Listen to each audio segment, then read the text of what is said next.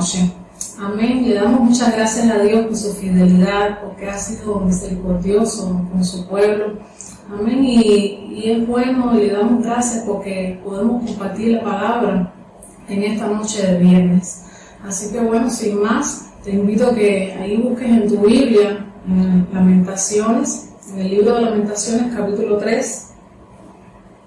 Vamos a estar leyendo el versículo 21 al 22. Luego pasamos al versículo del 29 al 31 y por último pasamos del versículo 39 al 42. Dice así la palabra: Esto recapacitaré en mi corazón, por lo tanto esperaré. Por la misericordia de Jehová no hemos sido consumidos, porque nunca decayeron sus misericordias. Pasamos al versículo 29. Porque su boca en el polvo, por si aún hay esperanza. Dé la mejilla al que le hiere y sea colmado de afrentas, porque el Señor no desecha para siempre. Y ahí pasamos por último al versículo 39 al 42. ¿Por qué se lamenta el hombre viviente? Laméntese el hombre en su pecado. Escudriñemos nuestros caminos y busquemos y volvámonos a Jehová. Levantemos nuestros corazones y manos al Dios de los cielos. Nosotros nos hemos rebelado y fuimos desleales. Tú nos perdonaste. Oramos. Padre, te damos gracias, Dios, en esta noche. Gracias por tu palabra que es bendita, Señor. Gracias, Padre. Dios, en esta noche te pedimos que tú abras nuestro entendimiento, Señor, y que podamos recibir con mansedumbre tu palabra. En el nombre de Jesús te damos gracias, Dios. Amén. En cierta ocasión, una joven decidió seguir su propio camino, vivir la vida a su manera, desechando por completo los principios del Señor. Al comienzo de esta decisión, pareciera que todo marchaba de maravillas. Podríamos decir que casi era una vida perfecta. Pero no pasó mucho tiempo cuando su vida dio un giro de 180 grados. Y poco a poco esta joven se sumergía más y más en el pecado. Como consecuencia, contrajo una enfermedad incurable. La aflicción de esta muchacha era tan grande que no hallaba consuelo. Ella recordaba estos momentos en los cuales estaba en los caminos del Señor y se comparaba con lo que estaba viviendo en el presente y pensó que ella ya no tendría remedio, que ya todo estaba perdido y que jamás Dios podría perdonarla. Casi cada día lloraba desesperadamente y se quejaba de su triste condición. Y yo te pregunto en esta noche, ¿sientes que por causa del pecado estás siendo abatido y afligido? ¿Sientes algo de desesperanza y crees que ya todo está perdido? ¿Sientes que la paz te fue arrebatada y que Dios no escucha tus oraciones? ¿Sabes? Hoy, como esta joven, tal vez te encuentras en algún tipo de situación similar, enfrentando las consecuencias de tu propio pecado. Pero hoy quiero recordarte en esta noche que no todo está perdido. Así que te invito a ver juntos dos elementos en este pasaje que nos recuerdan que todavía hay esperanza en Dios. Y este primer elemento es que hay esperanza en la misericordia de Dios. Y ahora vamos a estar usando la Nueva Traducción Viviente y leemos el versículo 21 al 23, donde dice: no obstante, aún me atrevo a tener esperanza cuando recuerdo lo siguiente: el fiel amor del Señor nunca se acaba, sus misericordias jamás terminan, grande es su fidelidad, sus misericordias son nuevas cada mañana. Durante todo este capítulo se describe al pueblo afligido de Israel como un ser humano que está bajo el castigo de Dios. Se está lamentando la conquista y la destrucción de Jerusalén. El país había sido completamente arrasado y el pueblo había sido llevado a cautiverio. Fueron hechos trágicos, fueron hechos difíciles, horrendos.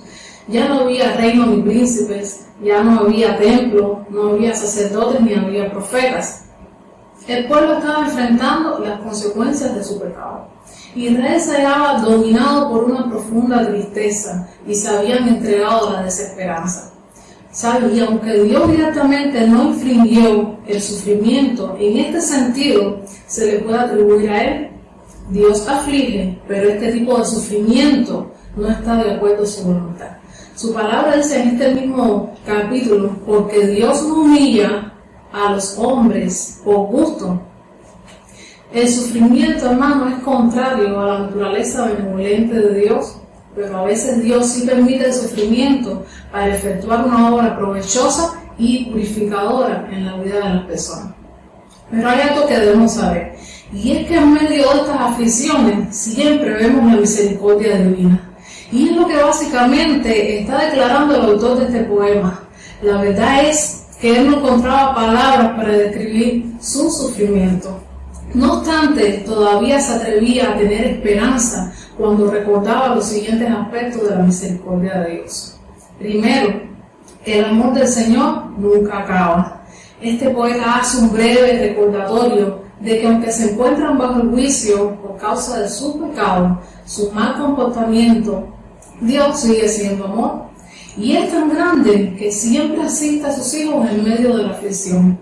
Podemos ver un ejemplo en el libro de los jueces. Y como el pueblo de Israel una y otra vez desobedecía a Dios, ellos pisotearon los principios de Dios, se volvieron a otros dioses, abandonando al único Dios verdadero. Y entonces cuando se veían llenos de problemas hasta el cuello, cuando se veían que estaban siendo oprimidos y humillados por los pueblos vecinos, entonces ellos se acordaban de Dios y clamaban a Él. Y Dios es tan grande, Dios es tan rico en misericordia y amor, que le respondía. ¿Sabe? Hoy en día, mucha gente duda del amor de Dios.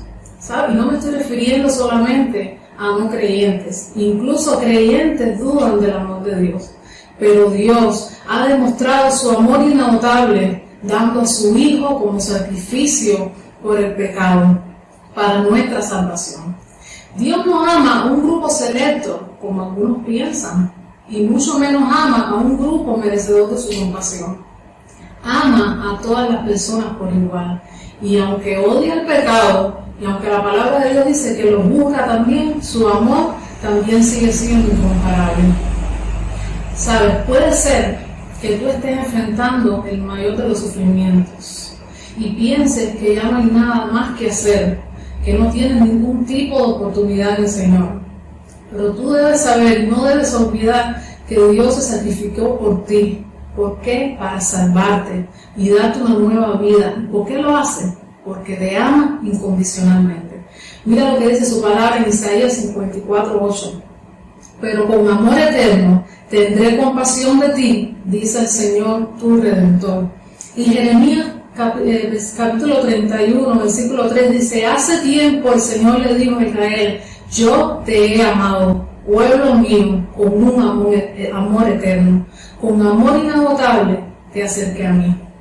Pero no solo el amor de Dios es grande, también la fidelidad del Señor es para siempre. ¿Sabes? El autor de este poema hace un contraste entre la fidelidad manifiesta del pueblo y la fidelidad eterna de Dios.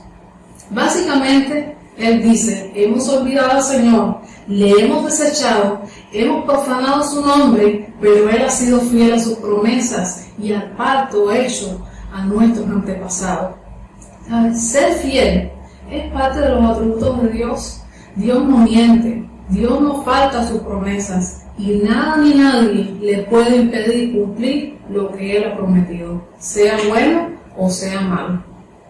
Hoy en día, la palabra fidelidad es verdaderamente difícil de comprender en un mundo donde a diario es pisoteada. Ya hasta es normal ser infiel. Y no solo eso, sino que algunos hasta disfrutan ser infieles.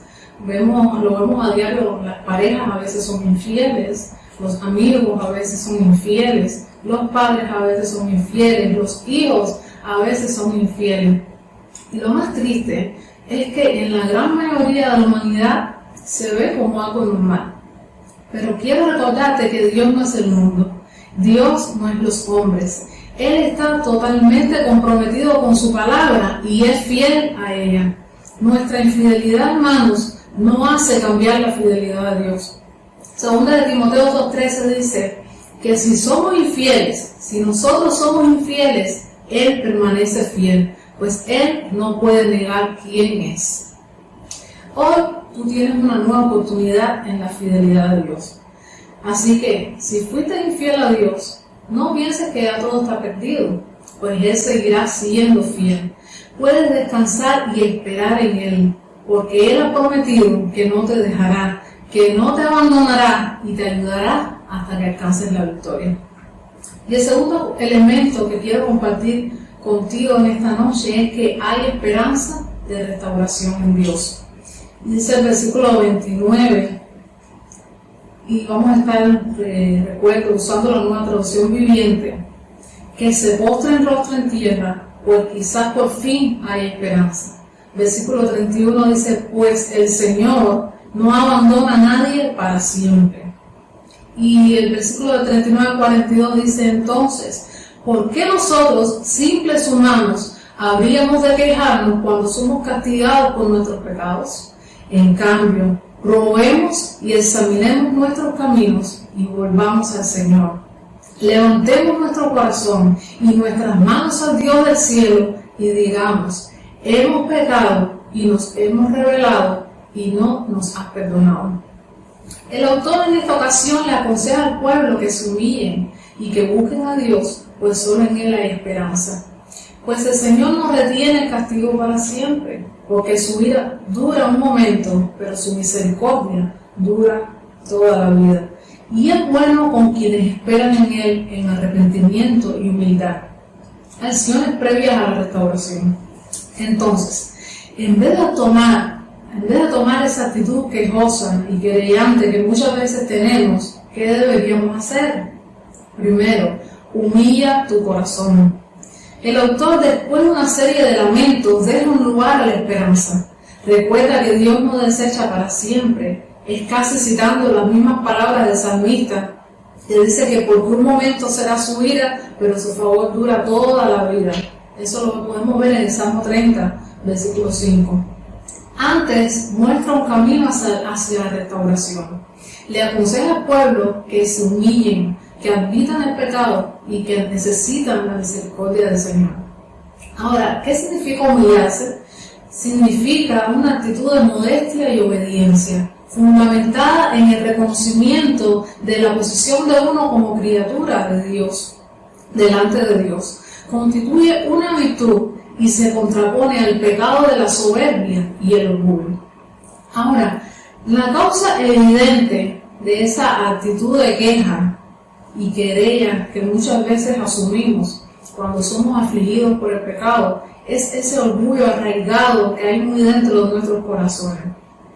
El poeta les recordaba al pueblo y les decía, ¿por qué hemos de quejarnos? En cambio, examinemos nuestros caminos y volvamos al Señor. El orgullo nos envuelve en este ciclo vicioso de pecado, pero la humildad abre las puertas al perdón y el favor de Dios. ¿Y por qué es tan importante humillarse? Porque no vas a encontrar al Salvador mientras la convicción de pecado no te humille por completo y pierdas toda confianza en ti mismo. Hoy te aconsejo que reconozcas tus fracasos, tu propia pobreza espiritual y deseches toda actividad de corazón. Este es el camino a la restauración y es lo que nos lleva a la siguiente acción. Confiesa el pecado, abandónalo y espera el perdón. En esta ocasión, el poeta les recuerda cuál es el camino a la restauración, que es a través de un arrepentimiento sincero, verdadero, no de palabras, como muchas veces acostumbramos a hacer, sino de acciones concretas. Ellos debían examinar su camino, volverse a Dios, confesar el pecado, que en este caso está muy relacionado al acto de reconocer o admitir que han actuado mal, dejar de practicar el pecado y esperar en el Señor. Al ser humano verdaderamente le resulta muy difícil reconocer que ha cometido un error. Lo vemos a diario en nuestros centros laborales, lo vemos en nuestro diario vivir, y no solo en nuestras vidas, sino en la vida de otros. Como cuando se nos pide cuenta por alguna mala acción y como que de momento salen a relucir todo tipo de justificaciones. Y no solo eso, sino que incluso a veces intentamos culpar a otras personas. Pero quiero decirte que si no reconoces tu mal proceder, si no reconocemos nuestro pecado, jamás podremos ser restaurados. En cambio, si confiesas el pecado, experimentarás el perdón de Dios en tu vida. ¿Qué dice 1 Juan 1:9? Si confesamos nuestros pecados, Él es fiel y es justo para perdonar todos nuestros pecados y limpiarnos de toda maldad. Amén. Y la segunda acción consiste en el abandono del pecado. Y en esto es lo que consiste el genuino arrepentimiento. Antes les decía, no es solamente reconocerlo, sino que conlleva un abandono del pecado. No es pedir perdón y después volverlo a hacer una y otra vez. La Biblia se refiere a un radical abandono del pecado, a un cambio de mentalidad que resulta en un cambio de estilo de vida. Y por último, en Dios está toda la esperanza de perdón. Recuerda que anteriormente te mencioné que Dios es fiel y está comprometido con su palabra. Y Él dejó a lo largo de la Escritura muchas promesas de restauración para los que le buscan, los que se humillan y se arrepienten de corazón. Y es una esperanza segura, porque se sustenta en la fiel palabra de Dios y en el sacrificio hecho por Jesús en la cruz para perdón de nuestros pecados. Y entonces, hoy te digo en esta noche, aprovecha la oportunidad que el Señor te da. Tú puedes acercarte a Él. Mire lo que dice la palabra del Señor en Hebreos 4:16. Así que acerquémonos con toda confianza al trono de la gracia de nuestro Dios. Allí recibiremos su misericordia y encontraremos la gracia que nos ayudará cuando más lo necesitemos. Él puede cambiar tu condición. Solo tienes que rendir tu corazón, arrepentirte de verdad y esperar en el Dios que perdona y restaura. Amados hermanos, quiero terminar leyéndote algunos fragmentos de una publicación hecha por la periodista Karen Herrera, titulada Cuando parece que todo está perdido, nace la esperanza.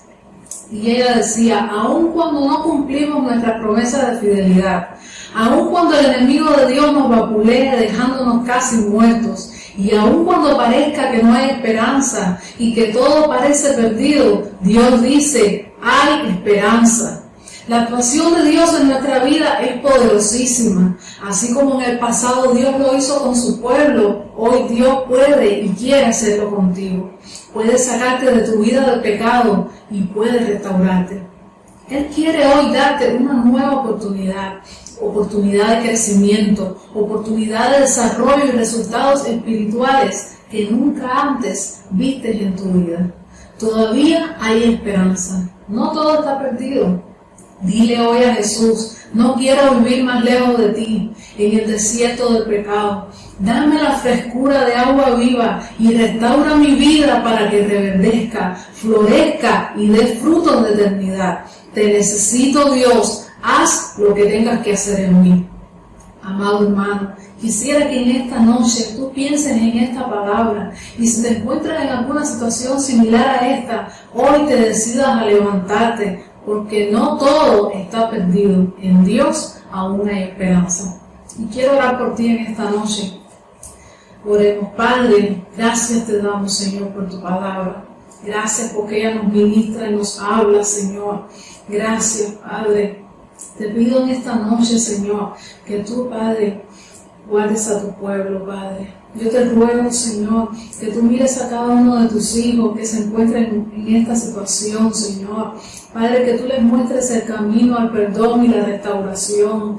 Padre, que ellos puedan encontrar tu amor y tu fidelidad, Señor.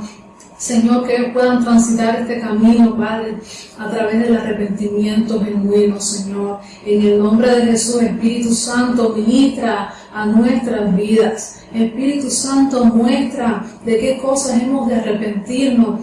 Muestra qué cosas, Dios, estamos haciendo que están contrarias a tu voluntad, Señor. Dirígenos, Espíritu Santo, y háblanos, Señor. Y condúcenos, Padre, a una vida victoriosa, Señor, libre de pecado, Padre. En el nombre de Jesús te lo pedimos, Señor. Y te damos muchas gracias en esta noche, Señor. Bendice y guarda a tu pueblo. Gracias te damos, Dios. Amén. Que el Señor te bendiga, hermano.